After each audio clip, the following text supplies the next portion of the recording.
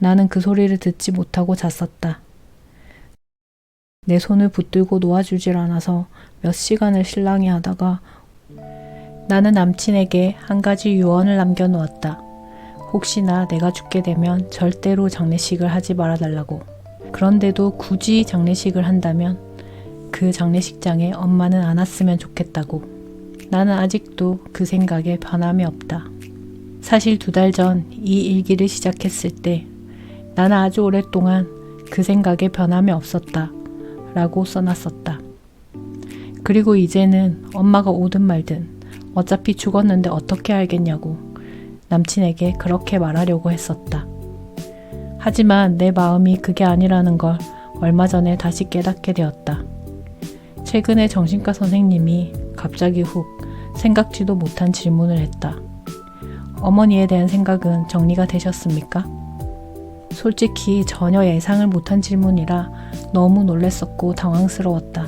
왜냐하면 엄마에 대한 이야기는 편지나 다른 방식으로 선생님께 알렸을 뿐 단 한 번도 내 입으로 꺼낸 적이 없었고 그 전까지는 그런 대화를 전혀 하지 않았기 때문이었다. 나는 이렇게 대답했다. 그 이야기는 하고 싶지 않은데요. 그리고는 진료실을 나왔다. 너무 당황한 나머지 인사를 하고 나왔는지도 기억이 안 난다. 아마 인사도 없이 그냥 뒤돌아 나왔던 것 같다. 집으로 돌아오는 길에 나는 울고 싶은 기분이 느껴졌지만 울지 않았다. 평소와 달리 100km, 120km 속도를 내며 여러 차들을 추월하며 집으로 재빨리 돌아왔을 뿐이다. 나도 알고 있다. 용서해야 내 마음이 편해진다는 거. 그래서 나도 용서하고 싶었다. 하지만 용서는 도대체 어떻게 해야 되는 것인지 잘 모르겠다. 그냥 처음부터 없었다고 그렇게 생각하면 되지 않을까? 이 세상에 모성을 그린 영화가 하나도 존재하지 않았다면 나는 그걸 결핍으로 느끼지 않았을지도 모른다. 부모의 사랑 같은 건, 아니 사랑이라는 것 자체가 세상에 존재하지 않는 것이라고 믿는다면 나는 사랑 결핍이 아니라 그냥 평범한 사람이었겠지. 짝사랑 댓글 읽기 영상에 구독자형이라는 분이 어느 강연에서 들었던 내용이라면서 이런 댓글을 남겨주셨다. 구름은 바람 없이 움직일 수 없고 사람은 사랑 없이 움직일 수 없다. 나는 이 댓글을 읽고 많이 감동했었고 캡처도 해두고 이분을 구독하기도 했다. 하지만 내가 이렇게 된 건 사랑이 없어서라고. 사랑만 있었으며 움직일 수 있었을 거라고. 사랑이라는 것에 욕심이 생겨서 한동안 많이 괴로웠던 것 같아.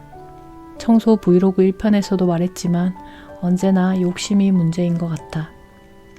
얼마의 괴로운 시간을 보낸 뒤 나는 구독자님이 남겨주신 댓글을 조금 바꿔보기로 했다.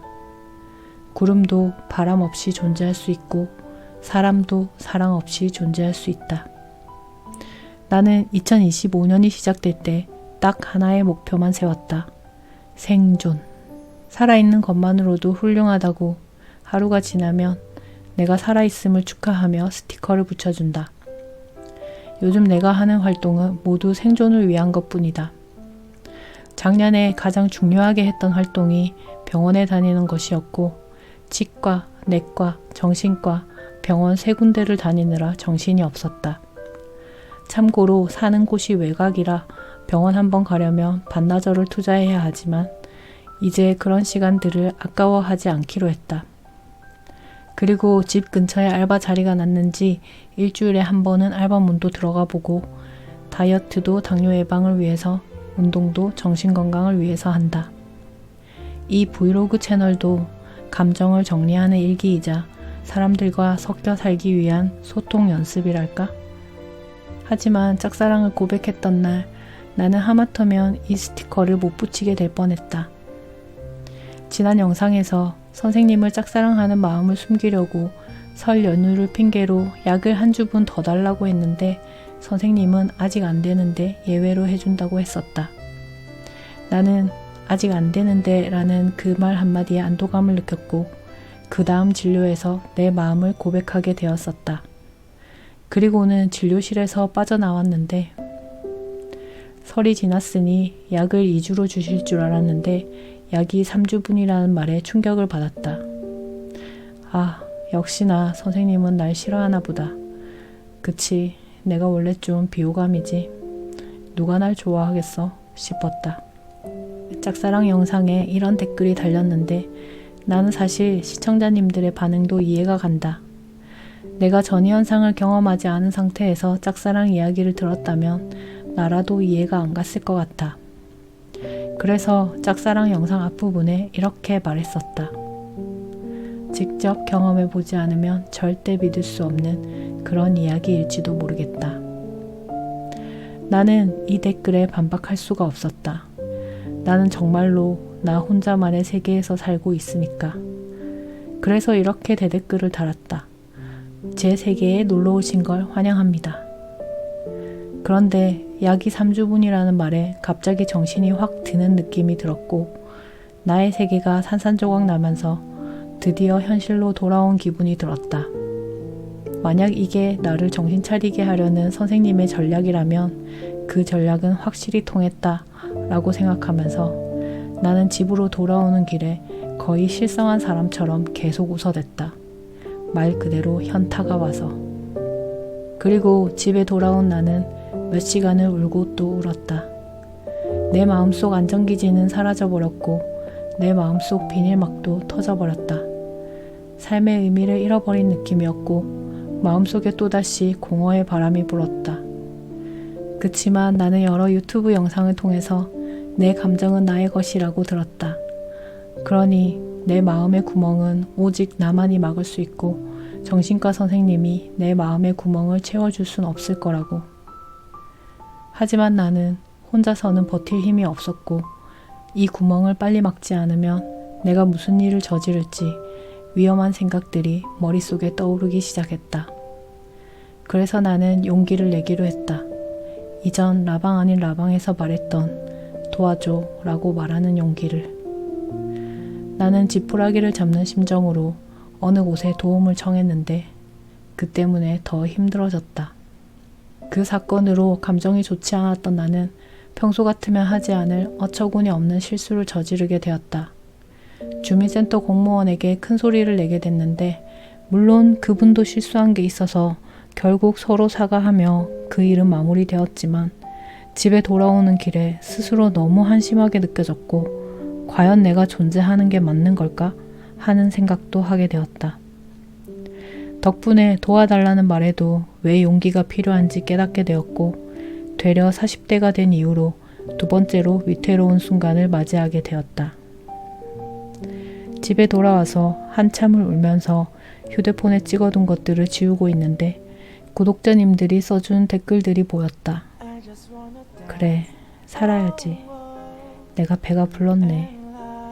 이렇게 응원해 주시는 분들이 있는데 나는 다시 힘을 내기로 했다. 그리고 감사한 마음을 기억하기 위해 이 댓글을 내 인스타에 올렸다. 당시 내 심정을 나타내는 노래와 함께. 덕분에 다시 힘을 내게 되었다고 진심으로 감사드린다는 메시지도 남겼다.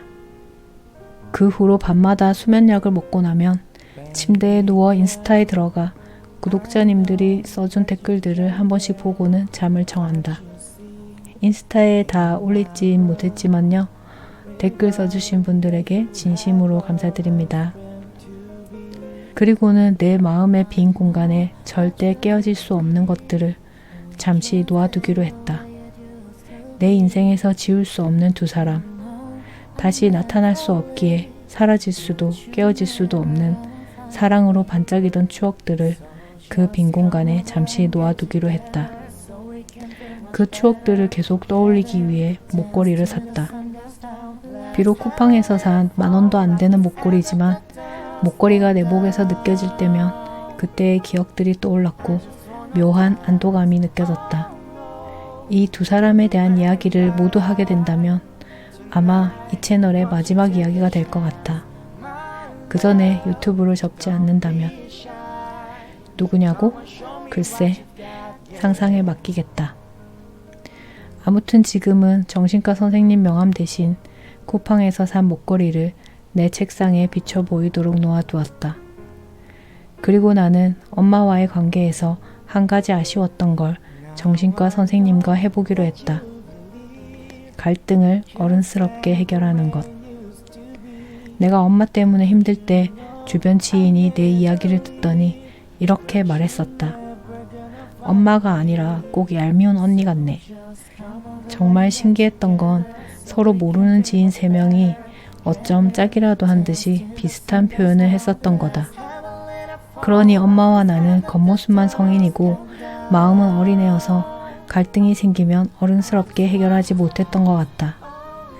나는 선생님에게 편지를 썼고 진료실에 들어서자마자 편지를 내밀었다. 선생님은 아주 조심스러운 말투로 나중에 읽을까요? 라고 했다.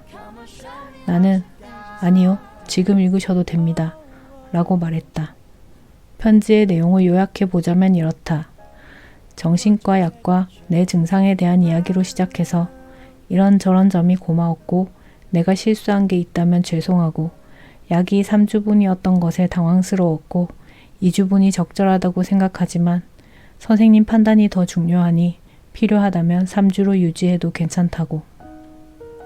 선생님은 내가 2주가 적절하다고 생각한다면 당연히 2주로 해야 한다고 하셨다. 그리고 감정이 어떻냐는 질문에 괜히 쿨한 척 아무렇지도 않은 듯 아, 이제는 괜찮아요 라고 말했다. 그리고 집에 돌아와서 구독자 형이라는 분이 써준 댓글을 보며 이렇게 생각했다. 다른 사람들에겐 고백이 어렵지 않은 걸까? 2025년은 뭐가 달라진 걸까? 달라졌다고 해봐야 나랑은 아무 상관없는 것 같았다. 나는 여전히 과거에 묶여 살고 있으니까. 어느 유튜버가 부모님을 짝사랑하지 말라고 손절 독립 노래를 부르지 않았다면 나는 괴롭지만 그 상황을 받아들이며 그대로 살아왔을까? 작년에 구독자에서 친한 사이가 되었던 남다름이라는 분에게 카톡으로 이런 말을 했었다. 다시 돌아간다면 손절이 아니라 거리두기를 할 거라고. 나는 예전에 하얀 거짓말도 할 줄 모르는 꽉 막힌 사람이었는데 이제는 생각이 달라졌다고. 거짓말을 해서라도 어떻게든 전화를 피하며 딱 추석, 설날에만 연락을 할 거라고. 나는 아직도 어느 쪽이 좋은 건지 모르겠지만 어쨌든 지금 내 현실은 이미 이별을 택했다는 거다. 최근에 나는 수면장애 약을 먹으면서 어릴 때 그렇게 잠이 많았는데 지금은 왜 못 자는지 생각하게 되었다. 나는 한번 잠들면 누가 업어가도 모를 정도로 잠기가 어둡다. 내가 잠기가 어두운 것은 자주 엄마를 화나게 했는데 그 때문에 더 잠을 못 자는 게 아닌가 싶다. 내 기억이 정확한지 모르겠지만 초2인가 초3 때였는데 그때 나는 낮잠을 자고 있었다. 엄마가 외출을 했다가 돌아왔는데 대문벨을 아무리 눌러도 문을 두드리고 소리를 쳐도 나는 그 소리를 듣지 못하고 잤었다. 잔뜩 화가 난 엄마는 집에 들어오자마자 이런 빗자루로 나를 때리기 시작했고 빗자루가 부러질 때까지 맞았다. 지금 생각해보면 참 억울한 것은 열쇠를 들고 나갔으면 그렇게 화낼 일이 많지 않았을 텐데 ADHD라서 맨날 열쇠를 깜빡했었겠지. 아마도 엄마는 내가 일부러 문을 열어주지 않는다고 생각해서 매번 화를 내고 매번 혼냈던 것 같아. 한참을 두드려 맞고는 무릎을 꿇고 손을 드는 벌을 받았는데 눈앞에 전화기가 보였다. 나는 그 전화기를 뚫어져라 쳐다보면서 제발 구세주가 나타나길, 제발 전화가 울리길 간절히 기도했었다. 어느 정도 시간이 지난 뒤 나의 간절한 기도에 응답하듯 드디어 전화벨이 울렸다. 외할머니였다. 외할머니가 집으로 오셨고 이렇게 말씀하셨다. 우리 집에 이런 사람이 없는데 얘가 왜 이러나 몰라. 그때는 외할머니 말씀처럼 엄마만 그런 줄 알았다. 하지만 얼마 전에 문득 엄마가 했었던 이야기가 생각났다. 엄마가 어릴 때 집에 사탕이 있었는데 그 사탕이 너무 먹고 싶었다고 한다. 그래서 그 사탕을 몰래 먹었는데 외할머니한테 들켰고 머리채를 잡힌 채 질질 끌려가서 맞았다고. 내가 어릴 때 외할머니는 주변에서 천사라고 할 정도로 남한테 싫은 소리를 못하고 조용한 분이었는데 엄마를 키울 때는 달랐었나 보다. 엄마의 말이 사실이라면 외할머니도 똑같았네 싶다. 남들 앞에서는 좋은 사람인 척 하는 것까지. 그리고 나도 마찬가지다. 나도 한 번씩 똘끼가 발동하면 눈에 보이는 게 없어지는데 거의 분노 조절 장애급 폭발을 한다. 특히 부당한 대우를 당하거나 무능한데 책임감마저 없는 인간이 나를 깔보고 하대하는 경우 나는 참지 못하고 폭발하게 된다. 이번에 도움을 요청했던 곳이 정부 지원 사업이었는데 나는 정부가 지원하는 사업이라는 것에 회의감이랄까? 한심하다고나 할까? 그 지원 사업을 담당하는 직원들 중에 모두가 그런 건 아니지만 일부 몇 사람들은 정부가 주는 혜택을 마치 자기가 주는 듯이 깔보고 하대하면서 생색을 내는 느낌? 그런 인간들을 만나게 되면 나는 참지 못하고 폭발하게 된다. 이번 사건은 통화 녹음도 되어 있는데 보통은 미묘하게 깔보고 하대하기 때문에 증거를 대기가 힘든데 이 직원은 좀 멍청한 건지 결정적인 증거를 남겼다. 다음에 기회가 되면 공개할 수도 있다. 하지만 나는 웬만하면 부정적인 리뷰는 하지 않으려고 노력하는 편이다. 왜냐하면 나의 리뷰가 어떤 사람들의 불안을 자극하게 될 수도 있으니까. 할 말은 많지만 이쯤에서 넘어가고 그리고 또 폭발하게 되는 경우는 내가 그 자리를 벗어나려고 하는데 나를 못 가게 잡는 경우인 것 같아. 주민센터 사건도 아닙니다. 다음에 올게요. 라고 하며 나가려는데 그 공무원이 따라 나와서 막아서는 바람에 갑자기 폭발하게 되었다. 이건 나중에 곰곰이 생각했더니 떠오르는 사건이 있었다. 남친을 만나기 직전에 사귈 뻔했던 사람이 있었는데 내 손을 붙들고 놓아주질 않아서 몇 시간을 실랑이 하다가 울며 사정사정을 해서 겨우 벗어났던 일이 있었다. 별탈 없이 벗어나긴 했지만 실랑이 하는 동안 너무 무서웠고 끔찍한 기억으로 남아서 비슷한 상황이 생기면 나도 모르게 폭발하게 되는 것 같다. 더 어이없는 건 7년쯤 지났을 때였나? 친구의 전남친을 우연히 길에서 만났는데 그 사람이 자기 회사에 물건을 납품하러 왔다고 했다. 소문을 듣자 하니 아들이 있다고 했고 나를 만났을 당시 유부남이었던 것 같다고 했다. 아무튼 기회가 되면 내 똘끼가 발동하면 내가 폭발하면 어떻게 되는지 무슨 짓을 했었는지 더 이야기할 예정이다. 난 사실 아기에는 관심도 없고 본디 모성도 없는 것 같지만 우리 집안 핏줄은 내 대에서 끝나야 한다고 생각했다. 지금도 딱히 유전자를 남기고 싶진 않다. 그래서일까? 아직도 이성적으로는 살아야 한다 생각하지만 무슨 의미로 살아야 하는지는 잘 모르겠다. 어쨌든 나는 잠기가 어둡고 그래서 일을 다닐 때면 알람 소리를 못 듣고 계속 자게 될까봐 늘 불안했었다. 새벽 2시, 3시가 되어도 잠이 안 오면 불안해져서 더 잠이 안 왔고 일주일에 한두 번은 밤을 꼴딱 새고 출근을 했었다. 그래서 일만 다니면 몸살이 나거나 어딘가 탈이 나서 수술을 해야 하고 병원에 입원해야 하는 일이 자꾸만 생기곤 했던 것 같아. 나는 엄마로 인해 많은 강박을 가지게 되었다. 잠에 대한 강박, 외모에 대한 강박뿐만 아니라 아파도 약을 안 먹고 병원에 가지 않고 버티게 된 것도 엄마 때문이었다. 우리 가게에 항상 골골거리는 이모가 한 분 계셨는데 엄마가 그분에게 유별나다고 하면서 쓸데없이 약을 많이 먹고 병원에 자주 간다며 뒷담화를 하곤 했었다. 엄마가 나에게 그분과 비슷한 사람이라고 할까봐 욕을 먹을까봐 두려웠던 것 같다. 엄마는 생리통도 없었기 때문에 생리통도 꾀병으로 생각했었다. 나는 최근에 우울증에 걸린 게 참 다행이라는 생각이 들었다. 내가 만약 우울과 무기력을 겪어보지 않았다면 나는 우울증과 무기력을 이해하지 못했을 거고 어쩌면 어느 유튜버처럼 우울증은 무슨 우울증이냐 그냥 게으른 거지 라고 그렇게 말했을지도 모른다.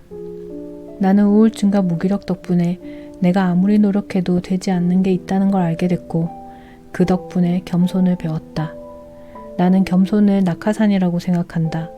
인생의 그래프에서 한참 올라갔다가 떨어질 때 내 마음을 안전하게 지켜줄 낙하산. 그래서 나는 우울증에 걸린 것이 오히려 내 인생의 축복이라고 생각한다. 그리고 나이를 불문하고 아직 우울증을 겪어보지 않은 사람들은 아직 어린 걸로 생각하기로 했다. 겪어보지 않았으니 모르는 것이 당연한 거라고 그렇게 생각하기로 했다. 짝사랑 전이 현상도 겪어보지 않은 사람들은 이해하지 못하는 게 당연한 거라고 생각한다. 그래서 무기력이 아니라 게으른 거라고 하는 유튜버도 아직 경험을 못해서 저러나 보다.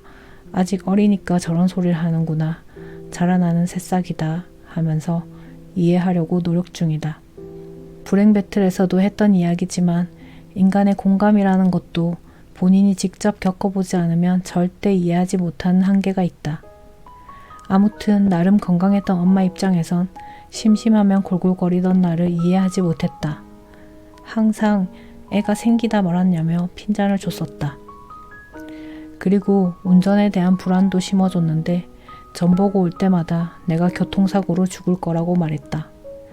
그러면 나는 속으로 그러라지 그게 가장 덜 고통스럽겠네 라고 생각했다. 그래서 평소에는 과도할 정도로 안전운전을 하는 편인데 가끔 마음이 안 좋을 때는 분노의 질주를. 아무튼 내게는 이미 엄마라는 존재 자체가 트라우마가 된 것 같아. 그래서 손절과 거리두기 중에 이미 선택한 이별을 되돌리고 싶진 않다. 한 가지 더 확실한 건 나는 아직 그들을 감당할 능력이 없다는 거다. 만약 그들을 다시 만난다면 온전한 정신으로 살아가긴 힘들 것 같다. 그래서 나는 엄마와의 이별을 받아들이고 애도하기로 결심했다. 그런데 애도는 어떻게 하는 거지? 이번 애도 역시나 유튜브의 도움을 받았다. 세바시 강의에 잠시 나왔던 화면인데 출처 링크는 설명란에 남겨두겠다. 이 말을 해석해보자면 1번 충분히 울기, 2번 내 감정을 표현하기, 지금 이 일기처럼, 3번 슬퍼도 밥 먹고 집안일하고, 4번은 무슨 뜻이지? 뭔지 모르겠지만 나는 엄마와 선생님을 분리하기로 했다. 엄마는 엄마고 정신과 선생님은 정신과 선생님이라고. 엄마는 나를 못 자게 했고 정신과 선생님은 나를 잠들게 해줬다. 정신과 선생님이 끊임없이 질문해준 덕분에 드디어 수면장애를 치료하게 되었고 지금은 평균 6시간 이상은 자고 있고 요즘은 7시간 넘게 자는 날도 늘고 있다. 그래서 이제 일을 다녀도 괜찮지 않을까 하는 어떤 희망도 가지게 되었다. 나는 앞으로 그 누구도 엄마와 비슷한 사람으로 생각하지 않기로 했다.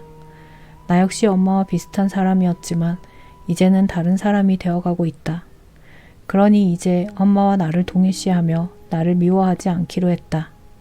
이제는 정말로 엄마와 이별하겠다고 그렇게 마음을 먹었다.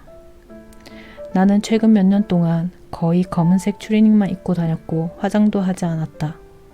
엄마는 내 눈만 마주치면 옷이 그게 뭐냐, 화장 좀 해라, 살 빼라, 차 세차 좀 해라 잔소리를 했었는데 엄마를 만나러 갈 때면 세차도 해야 했고 평소보다 더 화장을 하고 옷도 신경 써야 했다. 친구를 만나거나 회사에 갈 때보다 훨씬 더 신경 써서 갔던 것 같다. 참고로 엄마가 화장 좀 하라고 했을 때 심지어 나는 화장을 한 상태였는데 엄마는 입술을 빨갛게 바르지 않으며 화장을 안 한 걸로 여겼었다. 그리고는 엄마와 손절한 후에 죽어라 세차도 안 하고 꾸미지도 않고 그랬던 것 같다. 지금 생각해보니 이것도 일종의 반항심이었나 하는 생각이 든다. 그리고 또 반항심으로 생각되는 게 하나 더 있는데 나는 조리사 자격증을 딸까 하다가 관뒀었다. 엄마는 한식 조리사 자격증뿐만 아니라 중식, 패백 음식까지 온갖 자격증을 다 가지고 있는데 엄마의 뒤를 따라가는 것 같아서 싫었다고나 할까? 그래서 내가 딴 자격증이라곤 운전면허증과 바리스타 자격증뿐이다.